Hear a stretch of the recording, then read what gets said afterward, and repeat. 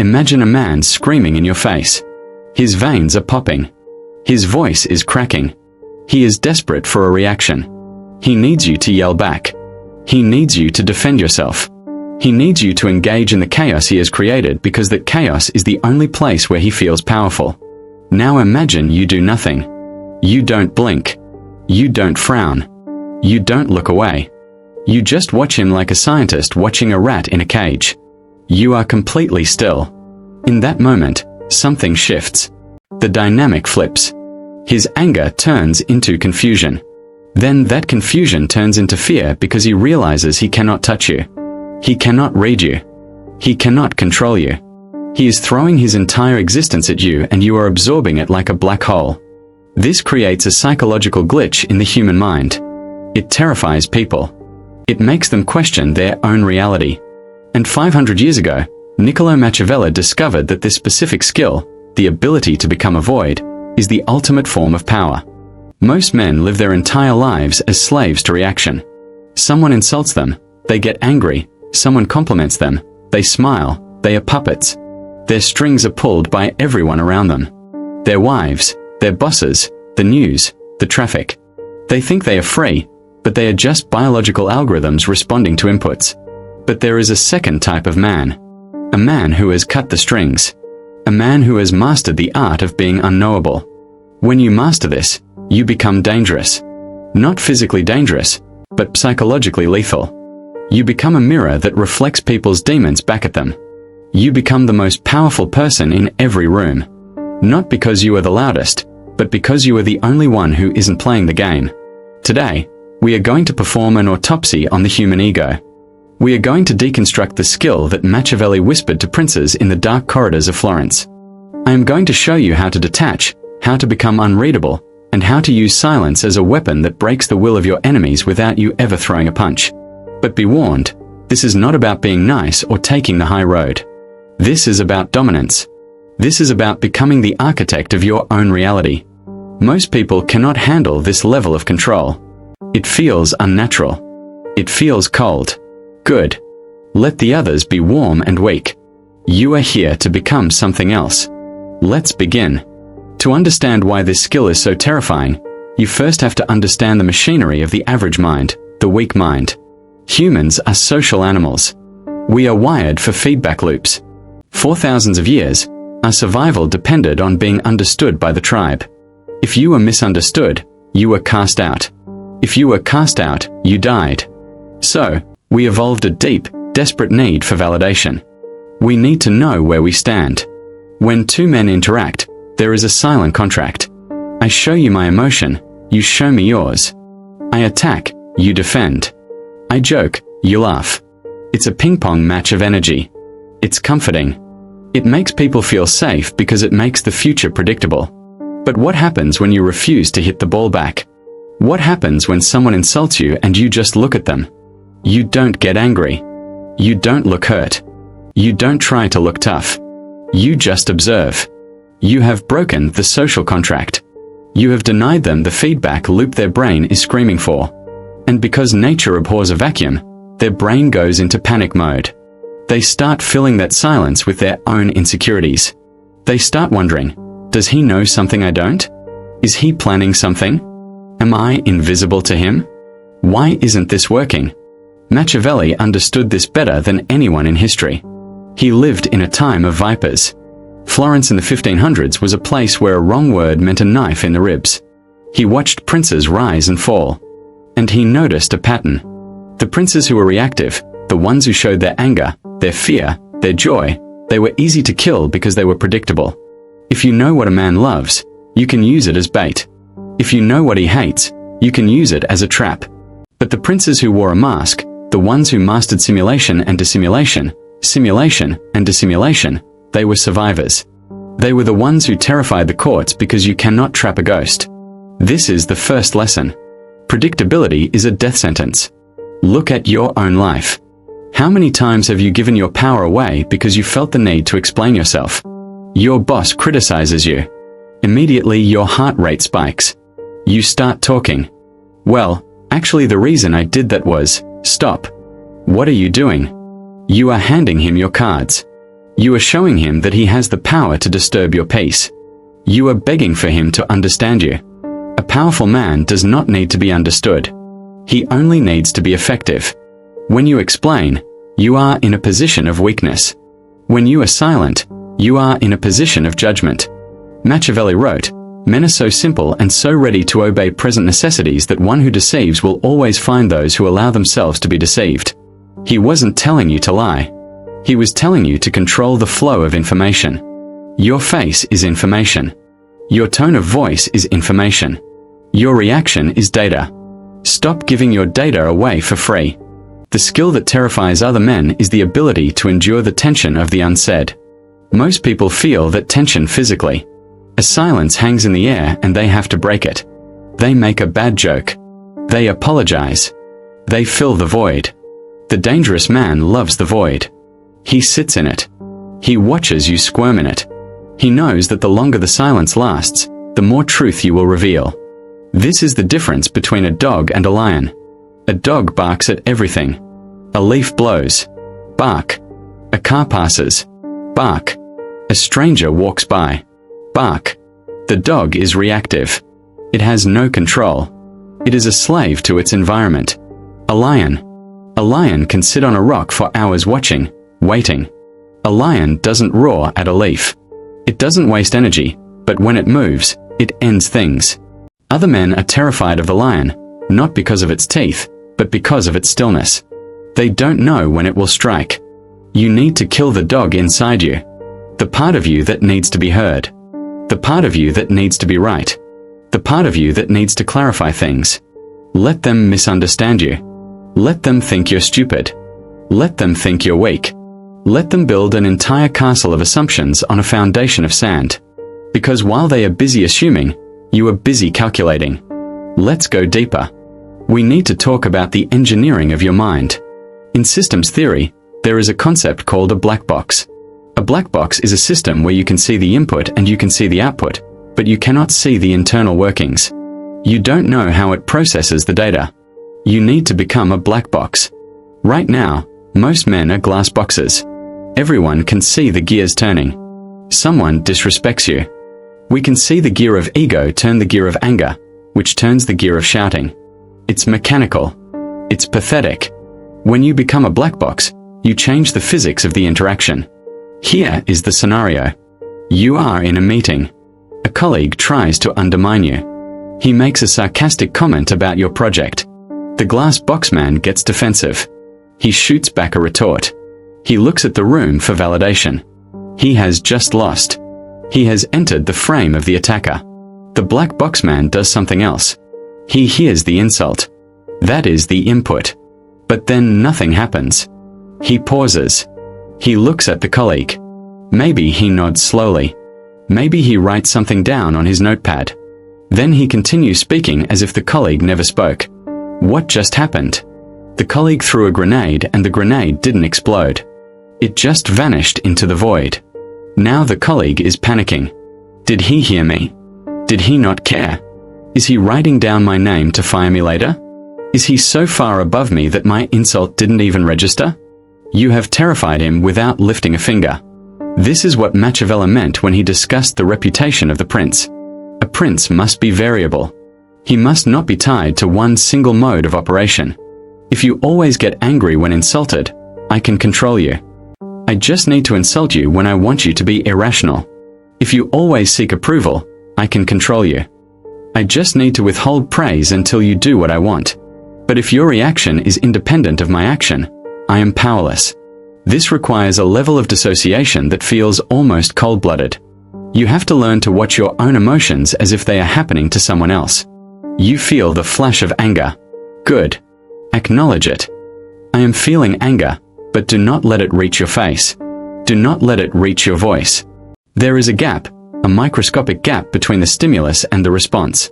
Viktor Frankl, the psychiatrist who survived the Nazi death camps, found his freedom in that gap. He said, between stimulus and response, there is a space. In that space is our power to choose our response. Most men have no space. They are fused with their environment. You must widen the gap. When you widen the gap, you slow down time. Have you ever noticed that high-status individuals move slower? They speak slower. They blink slower. Low-status individuals are twitchy. They scan the room. They speak fast because they are afraid of being interrupted. They are vibrating with anxiety. Machiavelli would tell you to slow down. Speed is a symptom of fear. Speed says, I'm running out of time.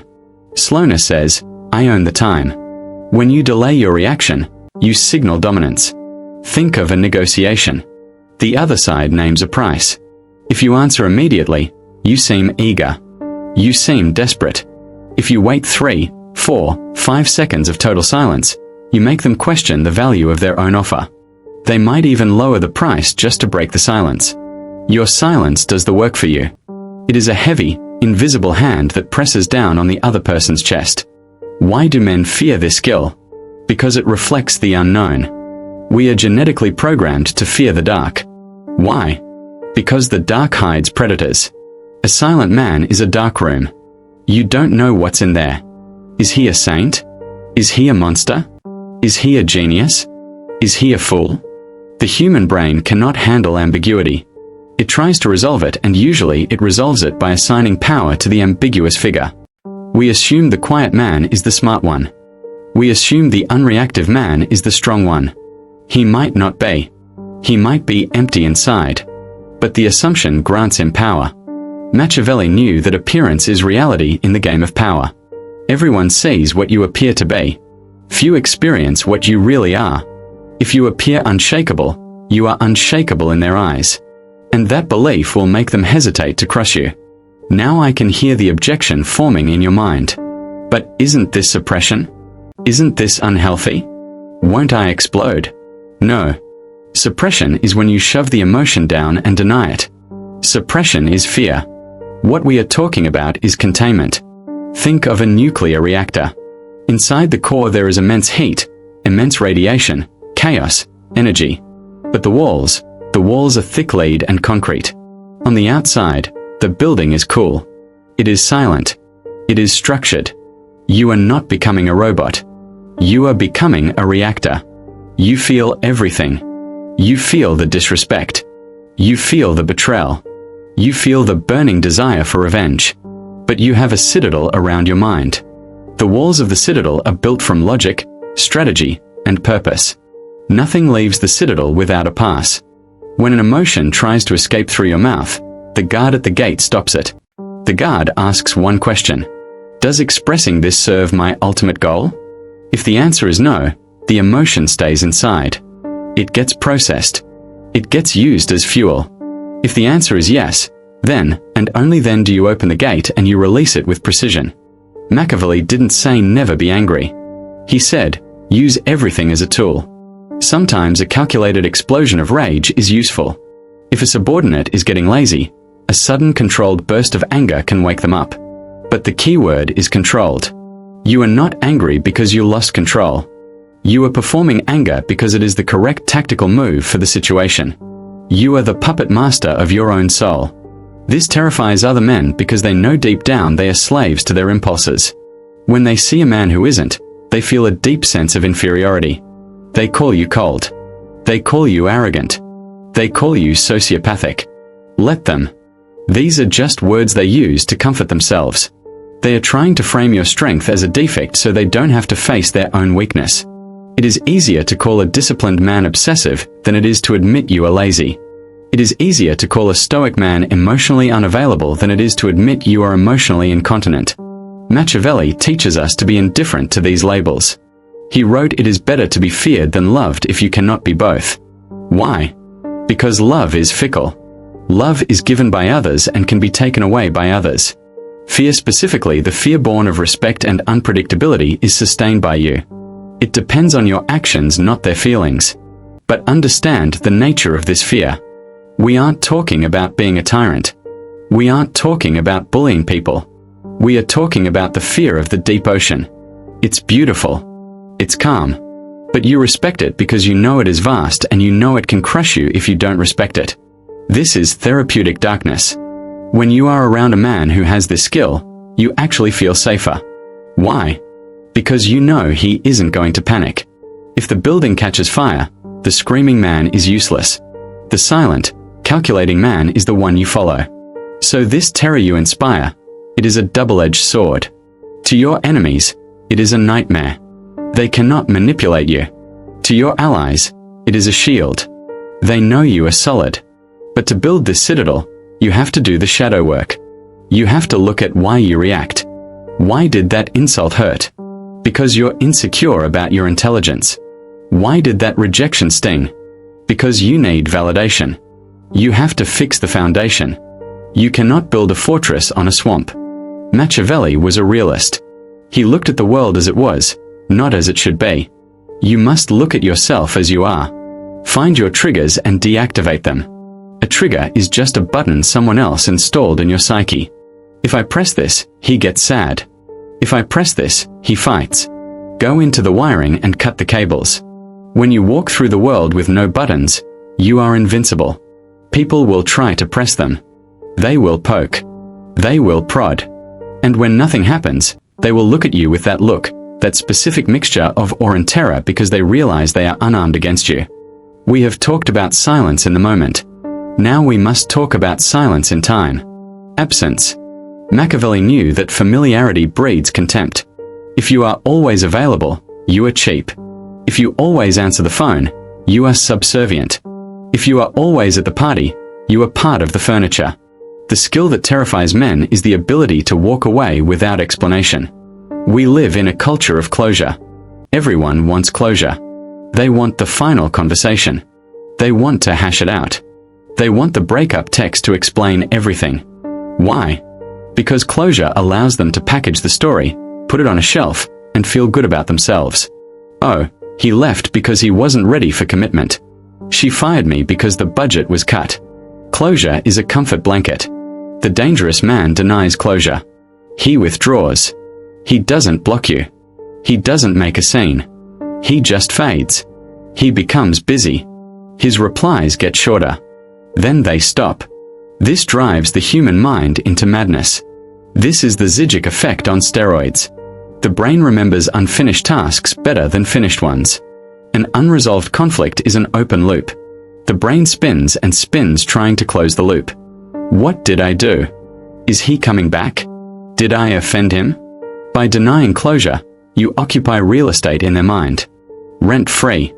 You become a ghost that haunts them. In business, this is leverage. You are negotiating a deal. The terms aren't right. The amateur argues. He tries to convince.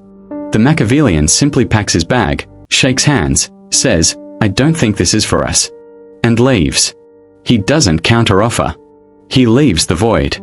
The other party is left holding the bag. They have to chase. And whoever chases loses power. Wait, come back. Maybe we can adjust the rate. Now you have won. In relationships, this is the ultimate filter. A woman tests you. She pulls away to see if you will chase. Most men chase. They get anxious. Are you mad at me? The dark psychologist does the opposite. She pulls away. He mirrors it. He pulls away further. He focuses on his mission. He signals, "I desire you, but I do not need you." That distinction, desire versus need, is palpable. Need is repulsive. Need smells like decay. Autonomy is magnetic. The skill is to be comfortable with the possibility of loss. You have to be willing to lose the deal. You have to be willing to lose the relationship. You have to be willing to lose the validation. Machiavelli wrote, "A wise prince should rely on what is in his own control, not on what is in the control of others." If you cannot walk away, you are a slave. If you can walk away, you are a free man. And free men are terrifying to slaves. Think about the men you respect most. Do they explain themselves? Do they apologize for existing? Do they beg for attention? No. They have a gravity. They are grounded in their own reality. If you enter their orbit, good. If you leave their orbit, the planet keeps spinning. This is the abundance mindset weaponized. It says, "My mission is more important than your opinion." When you practice strategic absence, you increase your value. Scarcity creates value. Gold is valuable because it is rare. Air is vital, but it is free because it is everywhere. Be gold, not air. Let them miss you. Let them wonder about you. Don't post everything on social media. Don't broadcast your every move. Be a mystery. In a world of oversharing, the man who shares nothing is the one everyone watches. They look for clues. They analyze your few words like scripture. You have turned the tables. You are no longer the consumer of attention. You are the scarce resource. Now we must address the enemy. The enemy is not the screaming man. It is not the manipulator. It is not the boss. The enemy is you. Specifically, your ego. Your ego hates everything I have just said. Your ego wants to scream back. Your ego wants to be recognized. Your ego wants the last word. Your ego wants to be right. Machiavelli would tell you that being right is a consolation prize for losers. Do you want to be right or do you want to be effective? Often you cannot be both. To master this skill, you must kill your ego. You must be willing to look like a fool to win the war. There is a story of a great general who was challenged to a duel by a young hot-headed soldier. The soldier spat in the general's face. The general stood there. He wiped the spit away and he walked away. His men were ashamed. "General, why didn't you kill him? You are a coward." The general said, "If a donkey kicks you, do you kick it back?" The general had nothing to prove. His ego was dead. Only his strategy remained. If he had fought the soldier, he would have lowered himself to the soldier's level. By walking away, he remained a general. This is the hardest part because when someone disrespects you, your blood boils. It feels like a threat to your existence. But it is only a threat to your image. If you are secure in your reality, an insult is just noise. It is wind. It only hurts if you secretly believe it might be true. The man who is terrified of being seen as weak is the one who acts tough. The man who knows he is dangerous is gentle. He doesn't need to advertise. This is the outlier mindset. You are playing a different game. They are playing the game of status. Who looks cooler? Who is louder? You are playing the game of outcome. Did I get what I wanted? If silence gets you the outcome, use silence. If flattery gets you the outcome, use flattery. If aggression gets you the outcome, use aggression. But never use them because you felt like it. Use them because you chose them.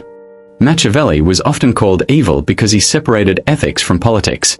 But he wasn't evil. He was clinical. He looked at human interaction as a mechanic looks at an engine. If the engine is broken, you don't pray to it. You don't get angry at it. You fix it. Sometimes you use a hammer. Sometimes you use oil. The people around you are the engine. Your emotions are the dashboard indicators. You are the mechanic. Don't scream at the engine. Fix it. When you adopt this clinical detachment, people feel it. They feel that you are dissecting them with your eyes. They feel that you are not playing by the rules of polite society. You are playing by the rules of nature, power, leverage, reality. And reality is terrifying to those who live in delusions. So what is the endgame here? Do you become a stone, a ghost, a hermit? No, you become an architect. When you stop reacting to the world, you gain the power to create the world. You act and the world reacts to you. You set the tempo. You set the tone. You become the eye of the storm. Chaos swirls around you. People screaming, markets crashing, relationships ending. And you stand in the center, calm, calculating. This skill, the skill of Machiavellian silence, of strategic containment, is the prerequisite for all greatness. You cannot lead others if you cannot rule yourself. You cannot build an empire if a single rude comment can destroy your focus. It takes practice. Tomorrow, someone will test you. The traffic will cut you off. A barista will be rude. A friend will flake. Your old wiring will want to snap. Catch it. Pause. Widen the gap. Look at the anger. Say, hello. And then choose silence. Watch what happens. Watch the other person. Watch their confusion. Watch their discomfort. And feel the surge of power that comes from knowing you are the one in control. You are holding the leash of the beast. Most men are dragged by the beast. You walk it. This is the path of the outlier. It is lonely at first because you are leaving the herd. The herd is noisy. The herd is warm. The herd is reactive. The path of the wolf is silent. The path of the wolf is cold. But the wolf eats. The sheep get eaten. Which one are you? The skill that terrifies other men is simply this: the absolute refusal to be moved by anything other than your own will. It is the ultimate freedom. And once you taste it, you will never go back to being a puppet. If this opened your eyes, understand this is only the surface. This is what I can show publicly. The algorithm allows this because it thinks it's just philosophy. But there are aspects of dark psychology that are not philosophical. They are practical, they are tactical, and they are dangerous. There are videos I cannot upload for everyone. There are strategies of manipulation, of shadow work, and power dynamics that simply cannot be discussed on YouTube without being censored or demonetized. The system suppresses the most powerful information because it doesn't want architect-level men. It wants workers. It wants consumers. Those uncensored lessons exist behind the join button. If you are still listening to this voice, you are not like the others. You have the attention span of a predator, not prey. Subscribe if you haven't. But if you want what is hidden, if you want the blueprint for the parts of the human psyche that polite society pretends don't exist, click the join button and step into the architect level. You will unlock exclusive uncensored videos that dive into the deepest, darkest corners of the mind. Most won't. They prefer the blue pill. They prefer the noise. That's the point. Power is for the few. Are you one of them? Click join. I'll see you in the dark.